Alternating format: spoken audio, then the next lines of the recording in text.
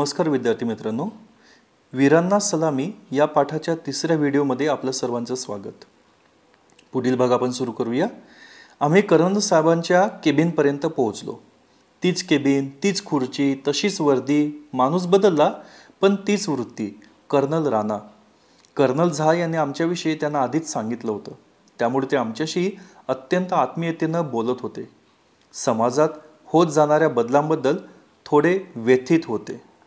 या ठिकाणी कर्नल राणा हे लेखिका अनुराधा प्रभुदेसाई यांच्यापाशी काहीसं दुःख व्यक्त करता आहेत। आणि दुःख कसलं तर मुलांमध्ये किंवा सैनिकांमध्ये रुजू होणाऱ्या नवीन पिढीबद्दल। काय म्हणतायत ते की आमच्याकडे नवीन रुजू झालेला मुलगा ज्या समाजातून येतो तिथलं भावविश्व आणि इथलं वास्तव यात जमीन अस्मानचा फरक आहे। निश्चितच ज्या वातावरणातनं तो विद्यार्थी येतो आहे किंवा मुलगा येतो आहे त्यांचं एक वेगळा त्यांच्यावरती पायंडा पडलेला असतो। त्याचा अनुभव विश्व वेगळं, समाज वेगळं, कुटुंब वेगळं आणि सैनिक एक पेशा जॉईन केल्यानंतर त्यामध्ये रुजू झाल्यानंतर त्याला येणारी अनुभूती खूप वेगळी असते। म्हणून लेखिकांना त्या ठिकाणी कर्नल राणा सांगतायत की टीव्हीमुळे समाजातला उथळपणा आणि मोबाईलमुळे घरची प्रत्येक गोष्ट त्याला कळते।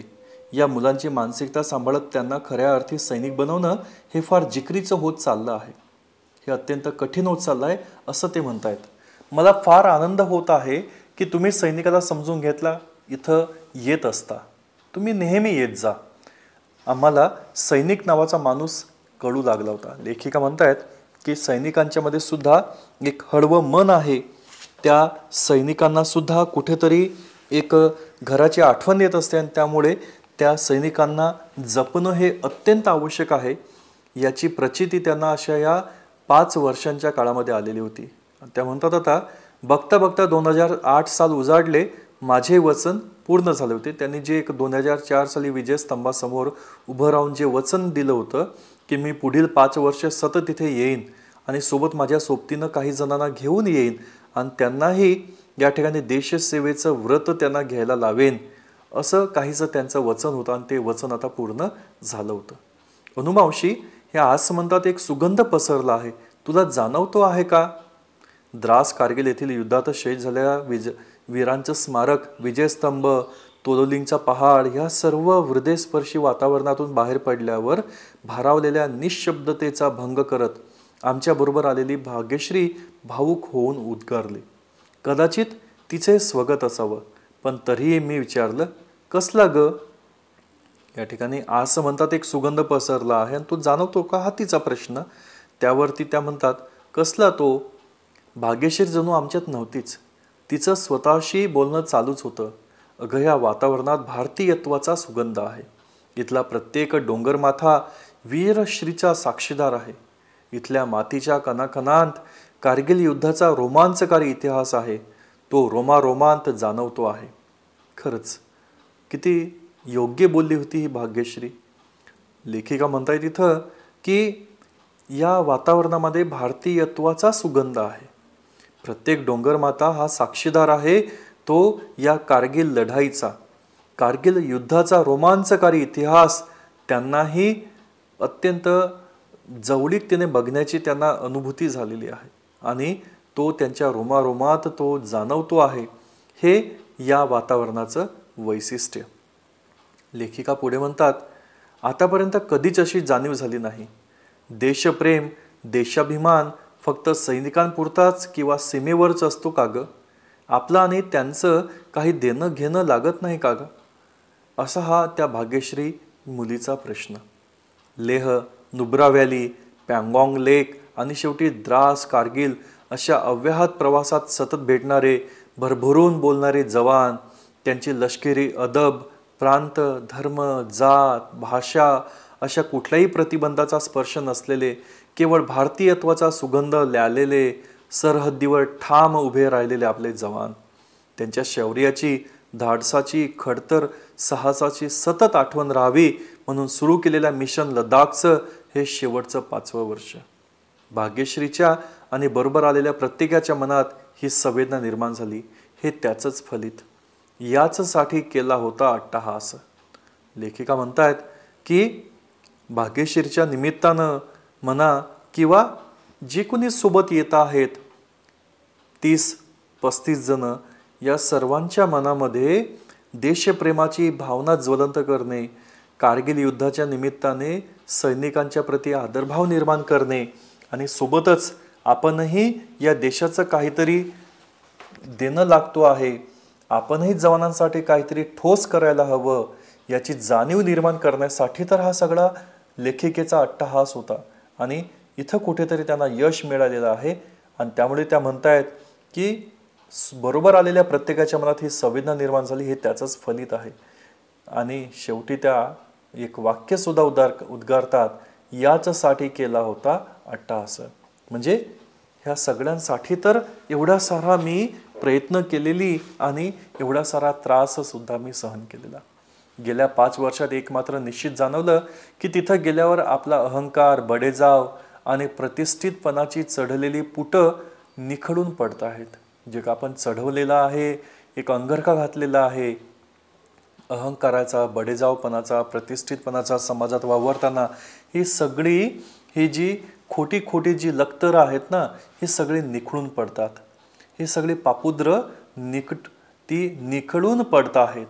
लद्दाखच्या भिन्न भिन्न दऱ्याखोऱ्यात भन्नाट, एकाकी, रौद्र आणि हिरवळीचा दुरा यांवेही संबंध नसलेल्या कठीण भूप्रदेशात राहूनही ममत्व, बंधुभाव जपणाऱ्या, नाती जोडणाऱ्या ती टिकवणाऱ्या सैनिकांना भेटलं की आपले माणसं भेटल्याचा गहिवर दाटून येत आहे.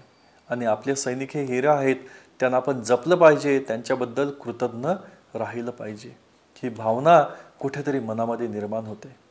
अशा या कठीण भागात की जिथं हिरवळीचा संबंध सुद्धा नाही, तिथं या सैनिकांना भेटलं की त्यांच्या मनातील जी ममत्व, बंधुभाव, नाती आणि ती टिकवणारी हे अशी सैनिकं बघितली की आपली माणसं भेटल्याचा गहिवर लेखिकेला येत असे.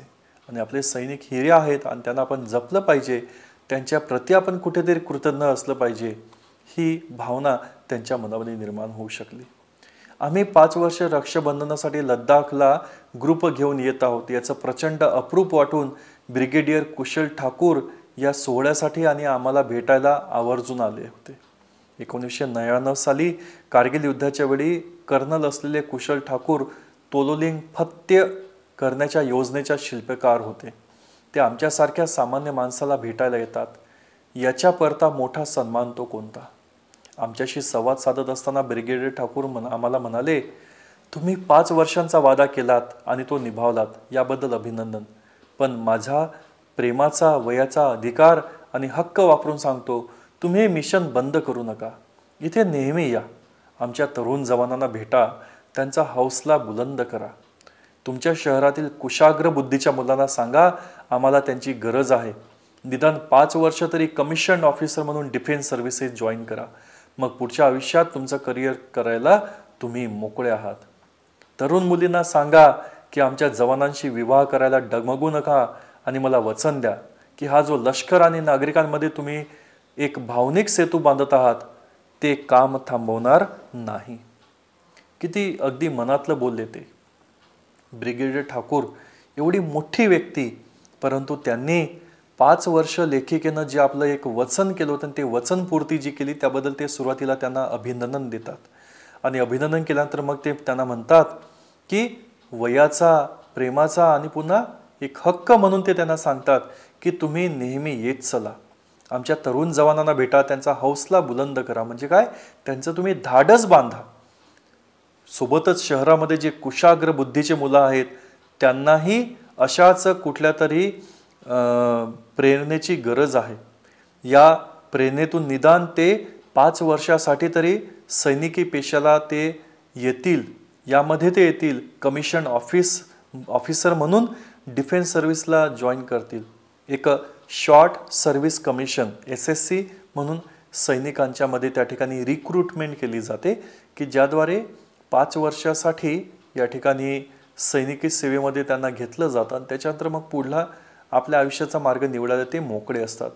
तर या ठिकाणी ते म्हणतात की तरुण मुलींना सुद्धा ते संदेश देतात की आमच्या जवानांशी विवाह करायला डगमगू नका, आणि लष्कर आणि नागरिकांमध्ये जो एक भावनिक सेतू त्यांनी बांधण्याचं आपल्या लक्ष्य फाउंडेशनच्या साहाय्याने जे केलेलं आहे ते पुढेही करत राहण्याचं एक वचन त्यांच्याकडून ते मागतात. वातावरणात नीरव शांतता. त्याचा भंग करीत मी आवेगानं म्हणाले, नक्की सर, हे काम मी कधीच थांबवणार नाही. त्या अगदी आवेगानं ते म्हणतात, ब्रिगेडियर ठाकूरांना ते वचन देतात की नक्कीच हे काम मी कधीही थांबवणार नाही. तोलोलिंग पहाडीवरून वाहणाऱ्या वाऱ्याच्या झुळकेने जणू कानात हळूच म्हटले, तथास्तु. भासच तो, पण अंगावर रोमांच उठले. नकळत तोलोलिंगला सॅल्यूट ठोकला. माघारी वळले ते ह्या वीरांच्या त्यागाला, समर्पणाला अधिक लायक, अधिक जबाबदार, विवेकी आणि देशाबद्दल कर्तव्याची जाण असलेली भारतीय नागरिक बनून युवकांनाही तसे बनवण्याचा आटोकाट प्रयत्न करेन, असे सैनिकांना आश्वासन देऊनच. कारण ते म्हणतात, माघारी जेव्हा जाल परतून, ओळख द्या आमची त्यांना आणि सांगा तुमच्या उद्यासाठी ज्यांनी आपला आज दिला. विद्यार्थी मित्रांनो, एक खूप मोठा गर्भित संदेश इथं दडलेला आहे. आणि तो कुठला, की जेव्हा तुम्ही परतून जाल तेव्हा त्यांना आमची ओळख सांगा. असं जणू त्या ठिकाणचं ते विजय स्मारक लेखिकेला सांगत होतं, सर्वांना सांगत होतं की तुमच्या उद्यासाठी, म्हणजे तुमचं भविष्य सुखकर बनविण्यासाठी या सैनिकांनी आपलं हौतात्म्य पत्कारलेलं आहे. त्याने आपल्या प्राणाचं बलिदान केलेलं आहे. त्याने आपलं वर्तमान जणू देशासाठी नौछावर केलेलं आहे. आणि त्यांच्यासाठी निदान एक ओळख तुम्ही मनामध्ये ठेवा, त्यांच्याबद्दल आदरभाव तुम्ही बाळगा, असा काहीसा संदेश हा पाठ आपल्याला या ओळींतून देऊन जातो.